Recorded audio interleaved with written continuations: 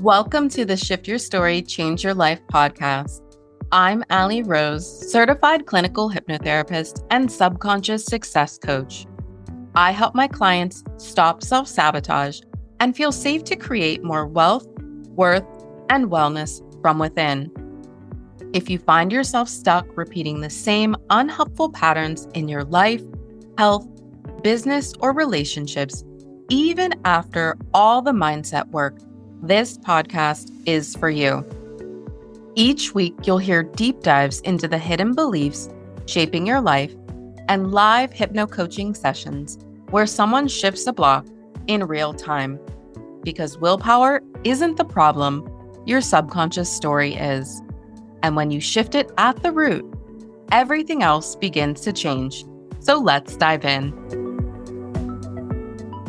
Hello. Welcome back to the Shift Your Story, Change Your Life podcast. Today, we're continuing our series on the subconscious blocks that hold high achievers back in business.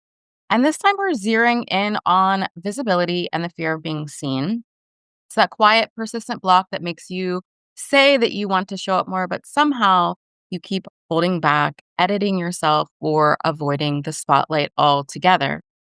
And even if you're not building a business, I promise you that you will get a lot from this conversation because this fear doesn't just show up in marketing.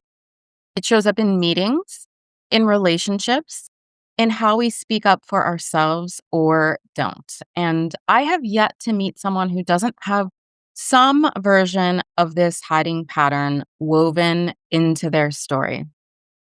So before we dive in, Safiya, who usually joins me, is traveling. So I've asked my partner, Safiya, to join me for this conversation today. So, Safiya, welcome to the show. Thank you so much for joining me. How are you feeling about being here and diving into this topic today? Well, I just want to start by saying it's pretty cool that your stunt double here has the same name as your original. I know, like, what are the odds, right? I mean, I know our names are a little bit different, but I'm like, this is working out really well for you today. And I'm just so happy to be here. Obviously, I'm probably a little bit biased, but I'm also one of the biggest fans of the podcast. And I'm so excited for this conversation. I feel like it might end up being a therapy session for me too, which could be nice. We'll see what happens. Okay. All right. Wonderful.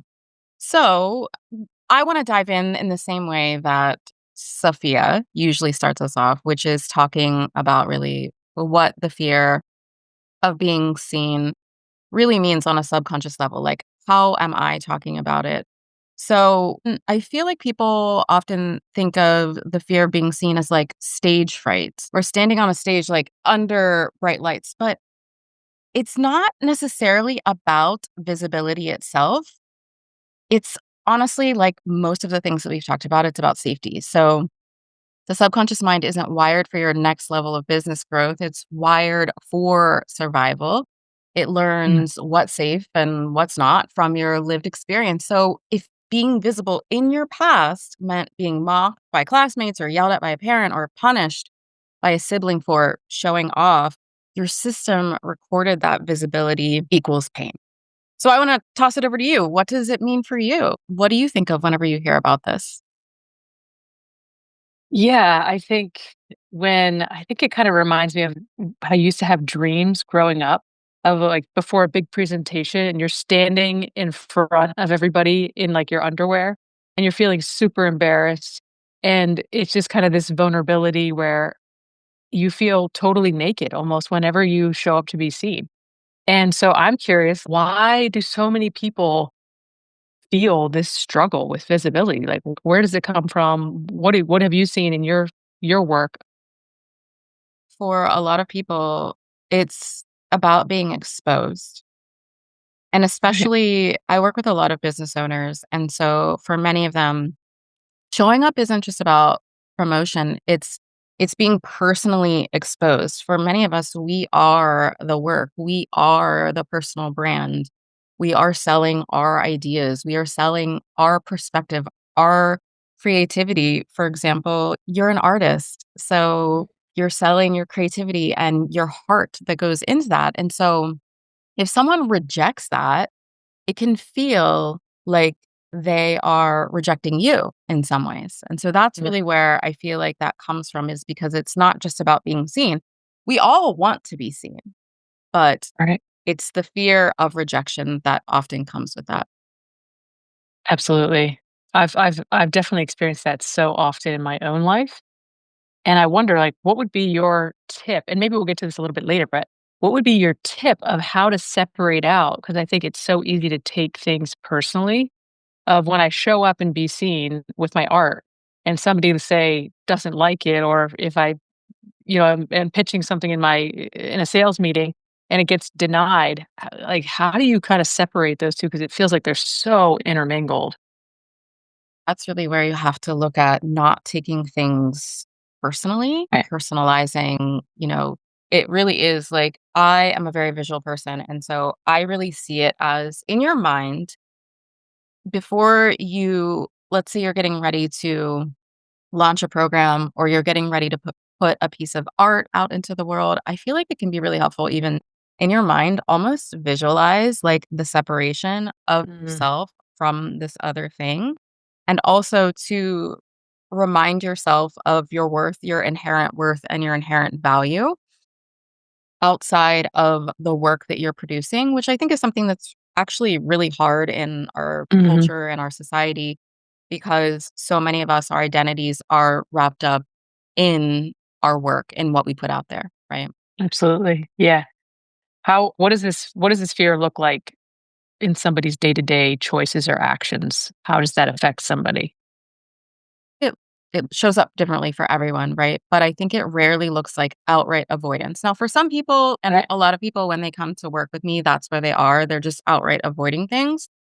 But I think often it's disguised as refining, continually refining, waiting until something's perfect, over editing, choosing generic or safe branding or words. Or Mhm.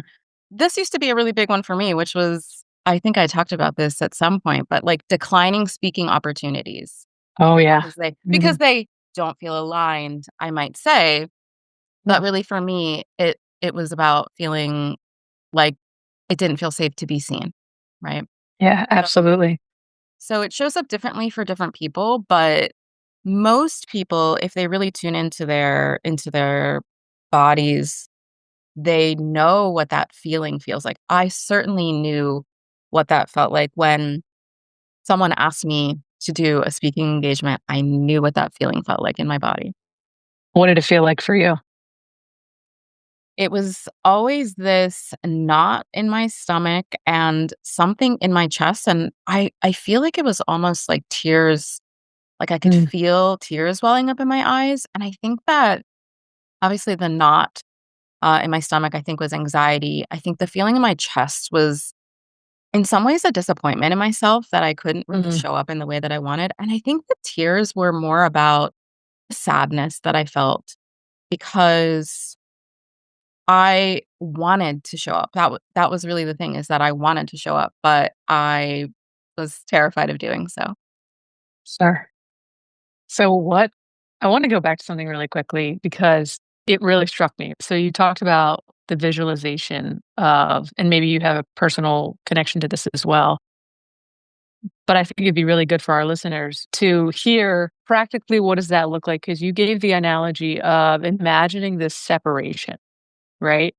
And can you expound a little bit more on, like, when you felt that tightness in your chest and you felt the tears well up, right? Obviously, now you're doing a podcast. You're speaking every week to the public in public forum. What helped you shift from the knot in your stomach, the pressure in your chest, and the tears in your eyes to be here today doing your own podcast? Any RTT hypnotherapy sessions. To be honest with you, no, truly. So as we're going through our training, we have to do practice sessions with partners. They often tell us to choose things that are not super traumatic for us. Working on confidence, public speaking is often one of those things. Sure. So I had the opportunity during my training to work on my fear of, I always called it my fear of public speaking, but really it was a fear of being fully seen. Yeah. And I think that every single time that I had a session, it was a similar memory that would arise. And Mhm. so, having to work on it multiple times, having to do the inner child work to tell myself, how am I different now than when it was a seventh grade memory. And so, how am I different now than when I was in Okay. seventh grade? And then I think the most important thing, and this is the thing that I think really distinguishes the way that I work with people that's maybe different from the way that other hypnotherapists or therapists, for me, it's not enough just to have the awareness of where the memory came from. Right. It's then about what's the action step that you are going to take to show this part of you that used to believe something that belief is no longer true. So for me, that was about intentionally deciding Mm, safe ways that I was going to show up in the world and building on that, starting really small and then building on them. mm, And then after 3 sessions and building and practicing, I remember a moment when someone asked me to do a video for YouTube. And I was reflecting with her and I was just like, wow, normally I would have said no to this. And I had said yes without even, there was no hesitation. And sometimes that's how it happens is you don't realize that you've shifted and changed until it's farther down the line and you're faced with that yes. moment. And it's like, because it might be something that you're not faced with every day. It's not like I'm speaking in front of large audiences every day or being asked to speak every day. But in that moment, I was like, wow, there was absolutely no hesitation on my part Mm, about saying yes. so powerful. I think that's such an encouragement to hear from your own experiences how much the subconscious affects underneath and then how much the subconscious affects going forward. So what would you say are some of the most common, obviously you experienced some of your own subconscious beliefs that kept you playing small. What do you feel like are some of the most common subconscious beliefs that keep people hiding or playing small, resisting visibility? I think some of the most common ones, and again, this is a really big issue that I see with a lot of entrepreneurs, is the visibility, the being seen, putting yourself out there. Is there can often be beliefs that stem from bullying that happens. So maybe that's if I stand out, I'll be attacked. Right. There, I have heard things like, if I do well, it will be taken from me. And that often stems from jealous or abusive family members who, when anything good or they received anything good, something was taken from them. Right. Yeah. Or, to go even deeper, the idea that it's safer to be invisible than to be a target. And that's really related to oftentimes alcoholic or abusive parents or Mm, growing up in a home where there's a lot of volatility, right? right. And then the other one that I see with a lot of high achievers is if I shine, someone will knock me down. So that's that critical kind of like Right. competitive environment. Those are some of the most common ones that I see. Or, in love, I think, because this is not just for business owners, but it's like the more people can see me, the more they can hurt me. I find that is a big one that comes up in regards to love and relationship.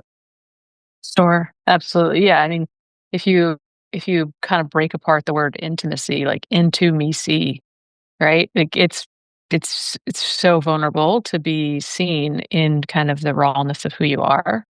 And so I can imagine, well, I feel it in my own attempts at business is just when you step out, it's this absolute vulnerability in what's going to happen to me. And oftentimes I feel like what we do is we go to the what ifs and the worst case scenarios like, well, what if I fail or what if somebody sees me here and they point something out that's bad, right? And it's so emotionally charged instead of what if it actually changed for the better? What if somebody needs my product, you know? Right, right. Yeah, I mean, and so in that regard, I hadn't planned on this, but and so I hope it's okay, but I feel like you have your own story around breaking through. You have always been very articulate, a great public speaker, someone who people look up to. But I do feel like you have your own story of being more fully seen that Mhm. allowed you to go from you weren't an artist at one point and then Right. you've only been doing art for 4 years? Yeah, 4 years. 4 years. So there was a time in your life when you weren't an artist, and then Right, there was a time when you became known as the unlocked artist. And so right. I can imagine, and I know that there were potentially some visibility things that came along with that. Do you feel comfortable sharing your own fears and then how you were able to move through those? Absolutely. I'm thinking about, like, okay, why does visibility feel so emotional and feel like such a block even when you want it so much, right? Even when you can envision I've had these visions of, like, me on stages or me influencing so many people on the internet and being able to talk to all these people or, queer people, LGBT people, spiritual people, but there's this little voice in the back of my head that's just like, "Nah, somebody else is doing it," or like, "Oh, but they're gonna really see that you're a fraud or a flake and you don't have your stuff together, and they're just gonna kinda, like, realize that you really don't know what you're talking about," right? Mine a lot of times goes into imposter syndrome, and I feel like I've had so many breakthroughs as well of, like, once I actually just put myself out there, I started shifting it. Okay, the story was like, "Well, nobody really cares," or "It doesn't matter," to, like, if only even just for one person. And then, like, little by little, I was like, "You know what? I'm just gonna do this for the one." And little by little, the more I would just, like I just started putting paintings out there. I started telling my story. Then eventually I came out. And then eventually I started doing videos and posting more consistently. And before I knew it, like, 1 turned into 5, turned into 10, turned into 2,000, like, but I think just keeping my eyes focused on the one really helped me to continue to show up even when I kept battling all of those fears of, like, being found out, essentially, that I wasn't really what I was. Right. Which it was a beautiful journey and it's been for way more than the one. You've Yeah. impacted so many people's Oh, yeah. lives and you've helped so many people come out or find their own unlocked story, whatever that is, Right. right? And the thing that you said about why does it feel so emotionally charged is because your nervous system has a better memory than your conscious mind. Can you say that So again? your nervous system has a better memory than your conscious mind. So you may want to share your work, but your body remembers the moment in second grade when you were laughed at in front of the class, or when you felt incompetent at some point in your life, or, a shift in someone's voice that let you know that you were unsafe in their presence, or if praise was then followed by punishment at home. Absolutely. So I think that that's why, and obviously I don't know what your emotionally charged moment was, but something in your body remembered better than your Right. conscious mind what that was, right? Yeah. Absolutely. I was talking about separating out your worth from your work and being able to separate yourself out from any sort of criticism that maybe your work gets. But I also think that what you said, which is focusing on one person Mhm. who might need to hear your message. I also think that that's another really powerful way to help yourself get over those visibility fears. Because then it's not about you. Absolutely. It's about Yeah. service. It's about what you're doing in service of others, right? Absolutely. Yeah, because if I'm like, "Okay, I really truly believe, like, there's somebody out there waiting for me, waiting to hear what I have to say." And if I don't say it, somebody else is gonna say it, Right. right? But maybe somebody needs it exactly the way that you or I are gonna say it, and that's why it's so important. Yeah, absolutely. Yeah.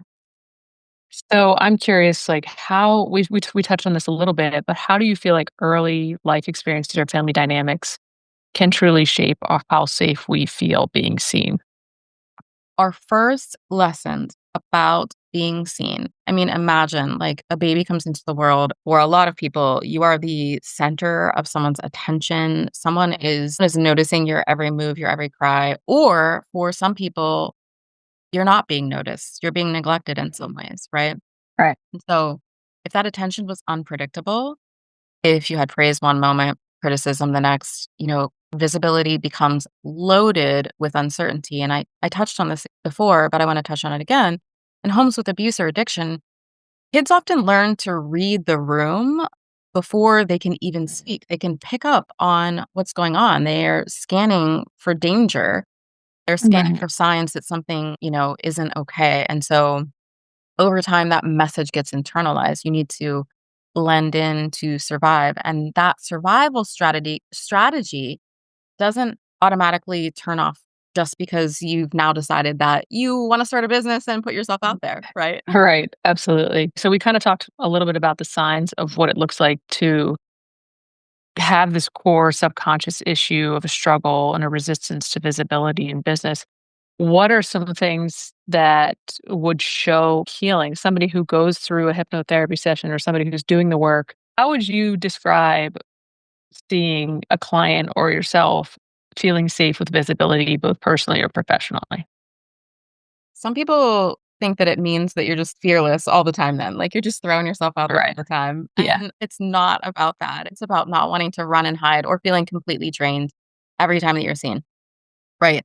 That's something that I just touched on, is if you feel like you need to run and hide for the next week or month after you've put a post out there, then you've probably got some visibility issues, right? And I think that it's about being able to show up more fully, and that might look different at the beginning of your healing, and that might for some people mean that you can do a podcast interview without feeling shaky the entire time. Sometimes it means just posting online, or for people who aren't business owners, entrepreneurs putting themselves out there, it can really look like just showing up in a meeting and sharing your opinion in a meeting. It means you can be present in relationship without constantly gauging whether it's safe for you to be all of you. It's the difference between performing safety and actually feeling safe. It might mean saying something to your partner that feels kind of scary, allowing Sure. yourself to be fully seen in that vulnerability and being okay with it. Absolutely. Yeah. It's powerful. I've seen that in your life, I've seen it in my life, and it's been so fun watching it happen for you professionally, especially, and getting to be a part of this podcast and seeing how brilliant it is. It's just an amazing testimony of what is possible when you do the subconscious work. So I'm curious, right? How would you say that working on visibility at a subconscious level through hypnotherapy is different from just kind of like pushing through doing mindset work or doing traditional therapy? Yeah. So pushing through is what a lot of us are used to doing. It's what a lot of us did as kids. You put a smile on to keep the peace. You pretend to be fine so that you don't get punished or you don't draw fire from someone in your life, right? Mhm. And mindset work can help you challenge those thoughts in the moment, but it doesn't rewrite the underlying safety programming. So subconscious work goes to the root, it goes to the source of those beliefs. It takes you back to those moments that your system decided that it's safer to not be seen. And it really updates and rewires that coding within your system so that your body and your brain get to be in alignment. Your body no longer reacts to today's Mm, opportunities as though they're threats from the past. So yeah, that's the difference between forcing visibility and more naturally allowing yourself to step into it. yeah, yeah, that's powerful. And because I feel like a lot of times we're addicted to the struggle. And so we want to just push through. And there's a part of us that kind of like likes that. And so the idea of there being a way that isn't as hard can be scary too. Yeah. I mean, and here's the thing about pushing through is that pushing through only works for so long because your subconscious will win every single time.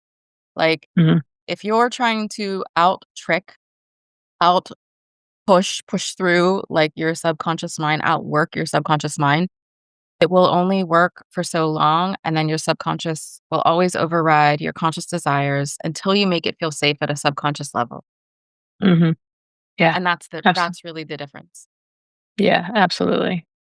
So kind of on the same lines, how can someone begin to rewire this fear and create a healthy relationship with being seen? Well, obviously they can work with me. But if someone is wanting to do this, if they're hearing this and they're like, I want to get started right away, I think that outside of working with a practitioner to address these at the root level, it's about starting small.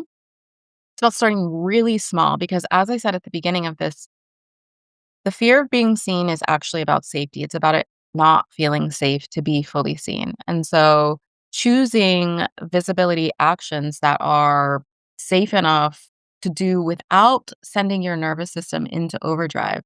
And so that could mean speaking up once in a meeting or posting a short video just for yourself before you post it publicly. And not saying, okay, well, I posted a video for myself one day and I got used to hearing my voice. I got used to seeing myself. So now tomorrow I'm going to go post it publicly and hope that my nervous system doesn't get wrecked. It's about building that consistency over time. So maybe that's 30 days of I'm just going to Yeah. post a video for myself. I'm going to look at myself and I'm going to sit with the discomfort of hearing myself or seeing myself. And I'm going to allow my system to really be immersed in what that feeling feels like before I post this publicly. And then moving on to the next step, Yeah. you're pairing these steps with grounding practices so that your body experiences visibility as something that doesn't lead to harm. I also think that instead of judging the part of you that is hiding, I think that it's always about making peace with that part of you that has been protecting you. It protected you when you needed it the most. When you were a child, you're coping for being seen and for it potentially being dangerous or painful or harmful was much higher than whenever you're adult. And so your brilliant younger you developed this way of coping and having that compassion for the part of you, it makes a world of difference. It makes the change more sustainable than shaming yourself into changing ever could. Yeah. That's really powerful. And I'm thinking about what does it look like to imagine like the what ifs of being seen in all the best case scenarios. And as you're talking and as you're sharing, I'm feeling excited. I'm like, okay, when can I do my next video? What can I talk about next? How can I press forward? But I love what you said, and I think it's so important of caring for yourself as you take the steps out and kind of like abandoning that push through. I have to just suffer to struggle to succeed and really intentionally holding space for yourself as you step forward into new territory and into showing up because there is that vulnerability. But I love the balance of taking care of yourself while you expand yourself. Yeah, I mean, my goal as a therapist and as a coach is to work myself out of a job. It is to teach people to care for themselves in the same way and better than what I care for them when they show up in the room. It's about letting them know that the questions that I ask them, the compassion that I show them when they show up, and I can tell when someone's got a lot of shame around why they have or haven't done something. And I meet them with such compassion and they're instantly melted because of that. It's about you can do that for yourself as well. And I want you to learn how to do that for yourself as well so that you can Yeah. take that out into your world for the rest of your life. So, yeah, absolutely. It is about developing that compassion and really learning how to care for yourself well in the midst of Yeah. making these changes, right? Absolutely. Yeah. It's very powerful and empowering. Here's a phrase that keeps going through my mind as you're talking. In a world, in an internet world where we see everything, like everything is out there for us to be seen. There's constant media, constant things that our eyes are absorbing. The phrase that keeps running through my head is we need to see you. What you have to show the world, what I have to show the world is important and it matters. It can feel like a zoo out there, but we're going to be looking at something and we need to see each other. We need to see what we have to offer. More than anything, visibility and feeling safe being seen means first and foremost, feeling safe seeing yourself, being honest with yourself. about Yeah. who you are, about what you want, and like saying that out loud just to yourself first, because we Yeah. have to be able to see ourselves in all of our glory and all of our beauty and all of our mess and all of our muck and not turn Yeah. away from ourselves to ever fully be able to be seen by others. There's a content creator that I follow. Her name is Rebecca Ives. She's the content queen on Instagram. And she is so comfortable with who she is. I don't agree with everything that she says, but the fact that she owns her mistakes, her failures, her mishaps very publicly, there's something so magnetic about someone who is willing to see every single part of themselves. She owns her genius, but she also owns the struggle. It's magnetic. Yeah. And I Yeah. think that is something that we can all do for ourselves is stop trying to hide the parts of ourselves that we don't like. Stop trying to Mhm. push them away. How do we integrate them into our Yeah. systems? That will make it much easier to be seen by others if you see yourself first.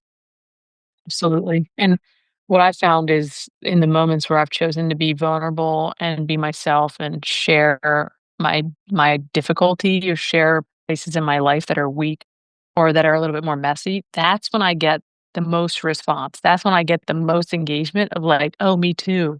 Right. Because it's like a connector, it's not a block of giving some sort of appearance or trying to play some sort of role that people can admire, but instead you're offering your authentic self that people can connect to.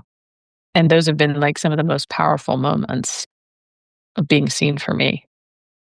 Right. Because I think that's really the biggest thing is the things that you think will disqualify you Right. from being seen and from being influential when you're being seen are the very things that people will resonate most with and will connect to you on a very authentic level. And part of the work that I do with clients is walking them through those memories and those things and helping those memories and those things become less activated so that you can use your story of like, if I tell my story and I'm not feeling activated about it, and maybe there's someone else out there that hears my story and their life can be transformed because they know that they're not alone. And so, really, that's a lot of the work that I do around visibility is how do we take these memories and integrate them into your system in a way that helps them be less activating so that you can then go out there and share so that other people can connect with you in an authentic way. And that's how you create the greatest impact in the world. Mm, so powerful. Absolutely. What would you say to encourage somebody right now who's just feeling so stuck in being seen? You know, I say this all the time, and I think it's important to say some of the same things over and over again until people really hear it. But my two favorite words are curiosity and compassion. Mm, So I think it's about being curious about why you do or do not do the things that you do. Why don't I put myself out there? Why don't I share my thoughts? Why don't I share my thoughts at meetings? Why don't I share myself with my partner or my friends? Being curious about, hmm, I wonder what that could be. And then being really compassionate with what you find if any answers mm. arise, being really compassionate with, as I said, the parts of you that created these stories or these beliefs or these ways of being that have protected you in the past. So, my takeaway would be curiosity, compassion, and I wish it started with a C because I love alliteration, but small steps. So, Yeah. taking the small steps to put yourself out there in whatever way that is for you. Yeah. That's helpful. Curiosity, compassion, and small steps. Yes. As soon as I get off this podcast, that's what I'm going to do. Okay. Wonderful.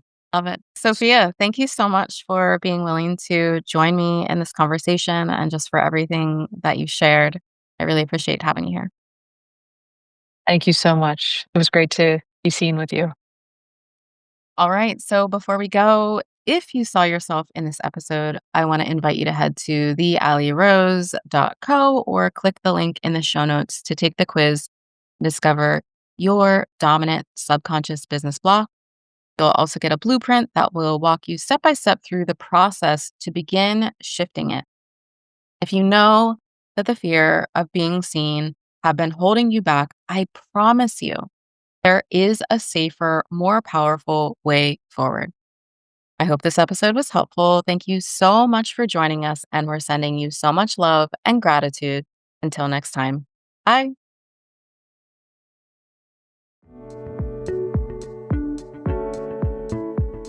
Thank you so much for joining us today for this episode of the Shift Your Story, Change Your Life podcast.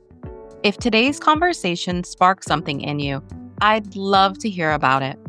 Feel free to send me a message on social media. I'm at The Ally Rose on both Facebook and Instagram. And if you want to be coached on a future episode or explore what it would look like to work with me one-on-one, head over to shiftyourstorypodcast.com. And if you never want to miss an episode, make sure to subscribe and leave a rating and review. It helps more people find this work. Until next time, keep shifting, keep growing, and most importantly, I want you to remember that your story isn't set in stone. You always have the power to shift it.